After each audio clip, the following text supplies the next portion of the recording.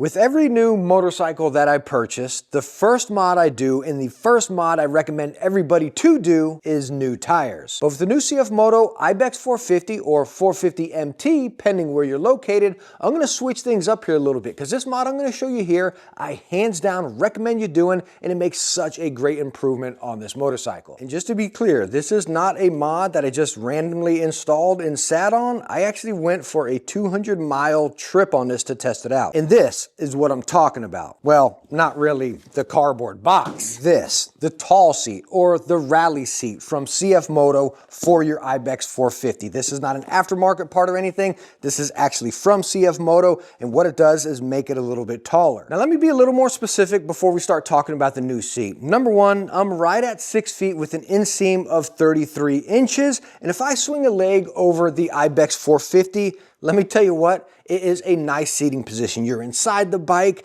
you're flat-footed at my height here. I can move the bike around, and it's just very confidence inspiring. You don't get worried about the weight because no, this is not an incredibly lightweight bike. You still got some loft, but you can put your feet down and you're perfectly fine. And as far as this seat here, the height of it, if you're around 5'8", 5'9" or so, I think you're gonna be perfectly fine. You shouldn't even worry about this mod, honestly. But I really do think if you're 5'10", 5'11", 6 feet, or even more, you're definitely going to want to replace the stock seat. Now, before we go ahead and install and talk about the new seat, I wanna mention something that you all mentioned and helped me out in my video. So hopefully this can help out other people as well. That's talking about these rubber grommets on the seat right here. As you see, this one's missing, this one is in here. Well, both of them were off on my bike. I actually found this down into the bike, luckily.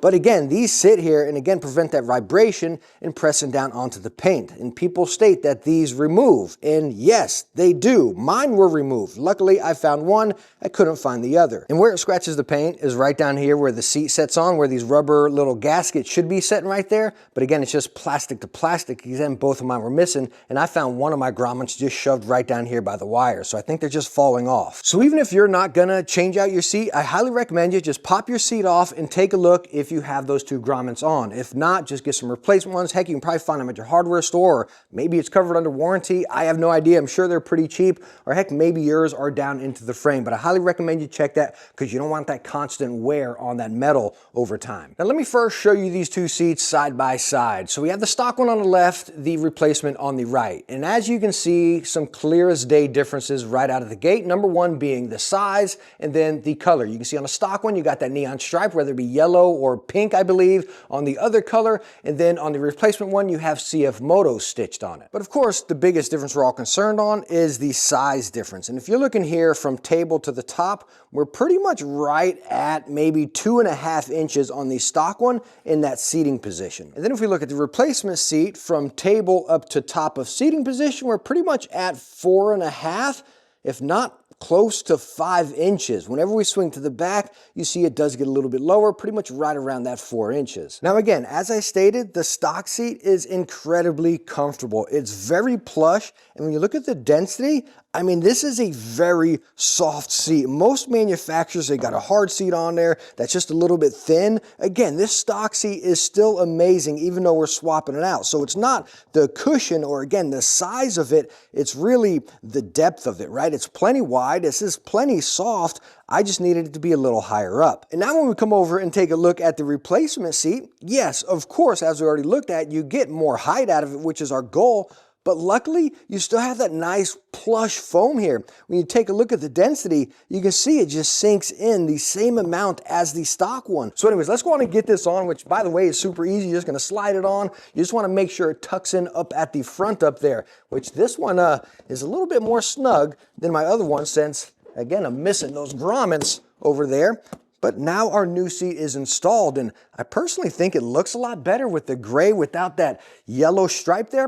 The one thing I do wish is that the gray up here was a little darker, or maybe this gray was a little lighter, because over here on the seat, you have a light gray, and then up here on the plastics, you have more of a bluish dark gray. When you get this new seat on and swing a leg over your bike, oh my goodness, it is night and day. It is so incredibly comfortable. Like whenever you're going over bumps, you kind of feel yourself sinking into the seat. It feels similar to like the Africa Twin Adventure Sport, but even more plush. Again, it's not pinching my legs or anything. You can slide forward and back. But as far as the riding position, my legs go down just a pinch right now. So now they're not up like this and I'm getting those hip cramps. I can still flat foot it, but I do feel the seat in between my legs now. Before, I could pretty much stand up and have a little bit of space. But me being right around 6 feet, I can flat foot it perfectly fine and still feel confident. With that one, I flat foot it with a little bit of crease. But oh my gosh, this feels so much better. But like I said, this seat will add some height to the bike and you are clear as day going to notice it. So don't think about it just as a comfort upgrade, primarily a height upgrade since it being the tall seat. But again, I think you get two benefits out of this seat swapping it on here. So I hope this video was able to help you out because again, this mod is something I had to share with you guys. It is absolutely game changing and I highly recommend if you fit the criteria that I showed you in this video. And I hope this video was able to help you out and I hope you enjoyed it. And if you did, please hit that thumbs up and don't forget to subscribe because my next video on this bike is hopefully going to be about protection, being crash bars, and then the skid plate. And no, I did not go with the CFmoto ones, so make sure again to subscribe and I hope I see you for that one as well. Bye now. This new seat is game changing. This is a must-have mod in my book. Like, I did not expect it to be this good.